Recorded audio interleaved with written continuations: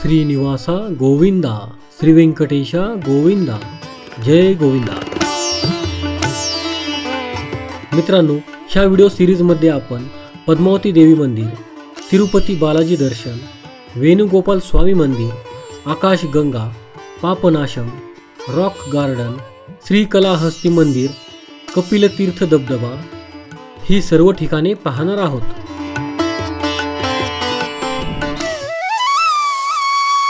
मित्रांनो, ह्या पहिल्या भागामध्ये तिरुपती ट्रेन तिकीट बुकिंग, दर्शनाचे बुकिंग, राहण्याची सोय, लोकल गाडी भाडे ह्या सर्व गोष्टी मी तुम्हाला सांगणार। तसेच व्हिडिओच्या शेवटी पद्मावती देवीचे दर्शनही आपण घेणार आहोत।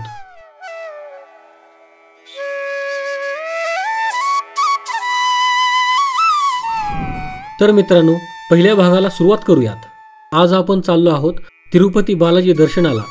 आज दिनांक 9 जून 2024 आहे।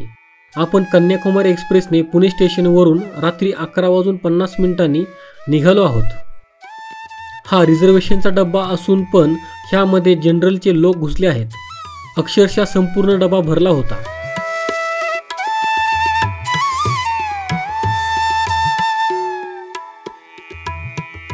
मित्रांनो, फायनली सकाळ झाली आहे। फॅमिली सगळी उठलेली आहे। सैदापूर स्टेशन आले आहे।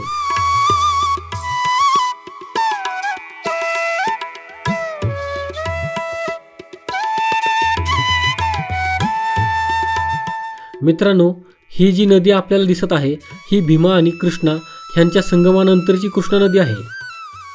खूप मोठे नदीचे पात्र आहे।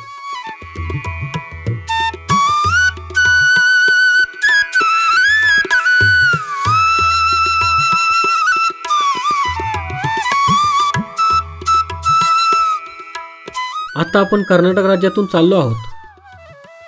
हा जो डोंगर आपण पाहत आहोत ह्याचे वैशिष्ट्य म्हणजे हे डोंगर फक्त दगडांची दिसत आहेत, म्हणजे एकावर एक दगड रचले आहेत असे ते दिसत आहे।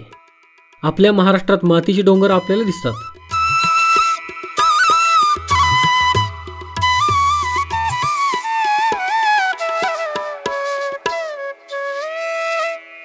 मित्रांनो, ही जी नदी दिसत आहे ही आहे तुंगभद्रा नदी।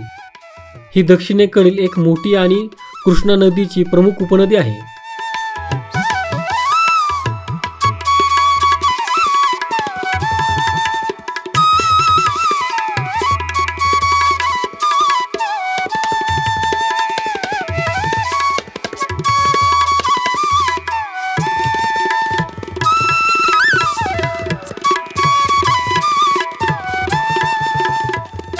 हे जे दिसत आहे हे पेन्ना नदीवरील सोमशिला धरणाचे बॅकवॉटर आहे।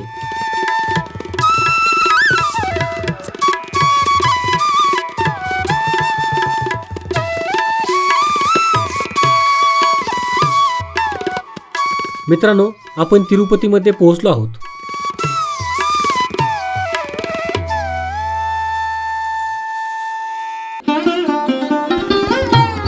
हे आहे तिरुपती रेल्वे स्टेशन। आपण साधारण दुपारी 4:30 येथे पोहोचलो आहोत। स्टेशनवरून 2 रिक्षा करून आपण श्रीनिवासम गेस्ट हाऊसला चाललो आहोत।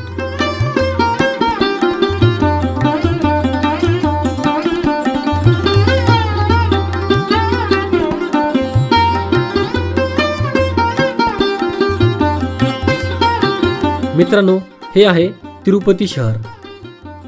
एक महत्त्वाची गोष्ट सांगायची आहे की रिक्षावाल्यांनी आमच्याकडून एका रिक्षाचे 200 रुपये घेतले, म्हणजे आमच्याकडून 2 रिक्षांचे 400 रुपये घेतले। पण खरे तर हे अंतर 2 ते 3 किलोमीटरचे आहे, त्यामुळे रिक्षा प्रत्येकी 100 रुपये घेतात। पण आम्हाला माहीत नसल्यामुळे त्यांनी जास्त पैसे घेतले। तर तुम्ही या ठिकाणी जेव्हा येताल तेव्हा ह्या गोष्टीकडे लक्ष ठेवा।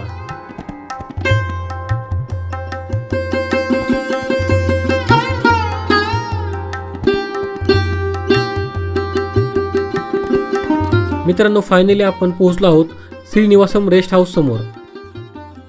तर मित्रांनो, त्या ठिकाणच्या रूम आम्ही कशा बुक केल्या हे सांगतो। आम्ही आमचे दर्शनाचे बुकिंग जेव्हा केले त्याच्यानंतर लगेच 25 मार्चला अकोमोडेशन म्हणजेच राहण्याचे रूमचे बुकिंग केले। हे बुकिंग दुपारी 3 वाजता सुरू होते। 300 रुपयाचे स्पेशल दर्शन पास ज्या दिवशी सकाळी सुटतात त्याच दिवशी दुपारी 3 वाजता रूमचे बुकिंग पण सुटते। आमची पहिली वेळ असल्यामुळे आम्ही स्वतः बुकिंग न करता एजंटकडून बुकिंग करून घेतले होते। त्याने आमचे दर्शनाचे बुकिंग 500 रुपये प्रति अशा व्हर्च्युअल सेवा ह्या ऑप्शनमधून केले होते। ते बुकिंग 21 मार्च 2024ला केले होते, म्हणजे 300 रुपयाचे पास सुटण्या अगोदर 3 ते 4 दिवस हे बुकिंग सुरू होते।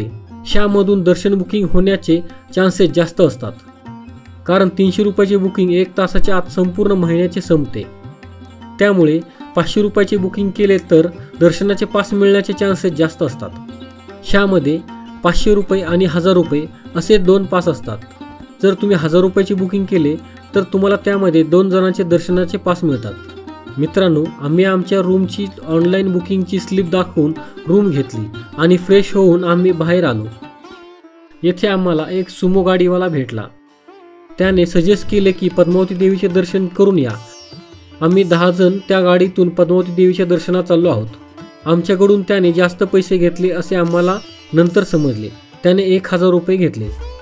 मित्रांनो, हे समोर आहे पद्मावती देवीचे मंदिर। ही देवी श्री व्यंकटेश्वर स्वामींची दुसरी पत्नी होती।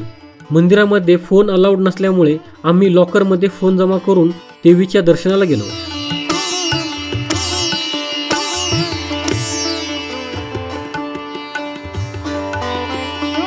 हे आहे मंदिराचे प्रवेशद्वार। ह्या भागात मंदिराच्या कळसापेक्षा मंदिराच्या प्रवेशद्वाराच्या कमानी खूप मोठ्या असतात, त्यांना गोपुरम म्हणतात।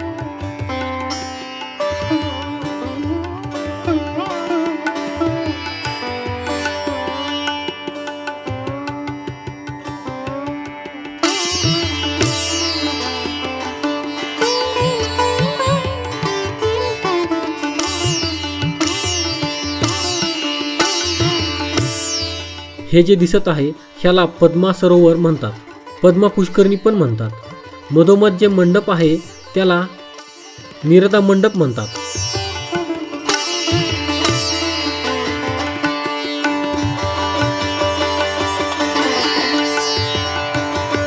देवीचे दर्शन झाल्यावर ह्या पंजाबी ढाब्यावर आमचे जेवण झाले। तर मित्रांनो, अशा रीतीने आमचा पहिला दिवस संपला। उद्या सकाळी लवकर उठून आम्ही बालाजी अर्थात श्री व्यंकटेश्वराच्या दर्शनासाठी जाणार आहोत। मित्रांनो, रूमबद्दल एक महत्त्वाची गोष्ट सांगायची आहे। ऑनलाईन बुकिंग केलेली असेल तर रूम बरोबर 24 तासांसाठी आपल्याला मिळते। आपण त्यापेक्षा 10-15 मिनिटं पुढे चेकआउट केले तर दुसऱ्या दिवशीचे पण चार्जेस लागतात। आणि जर तुम्हाला फक्त 1 दिवसाची रूमची परवानगी असेल, त्यामुळे त्यांना विनंती केल्यास एखादी रूम दुसऱ्या दिवशी सकाळपर्यंत देतात। पूर्ण दिवसाचा चार्ज घेऊन चार्जेस असे कमी आहेत, पण माहिती असावी म्हणून तुम्हाला सांगत आहे। आपण त्यांना विनंती केल्यावर एखादी रूम दुसऱ्या दिवशी सकाळपर्यंत देतात, पण पूर्ण चार्जेस घेतात। चार्जेस तसे कमी आहेत, पण माहिती असावी म्हणून तुम्हाला हे सर्व सांगितले।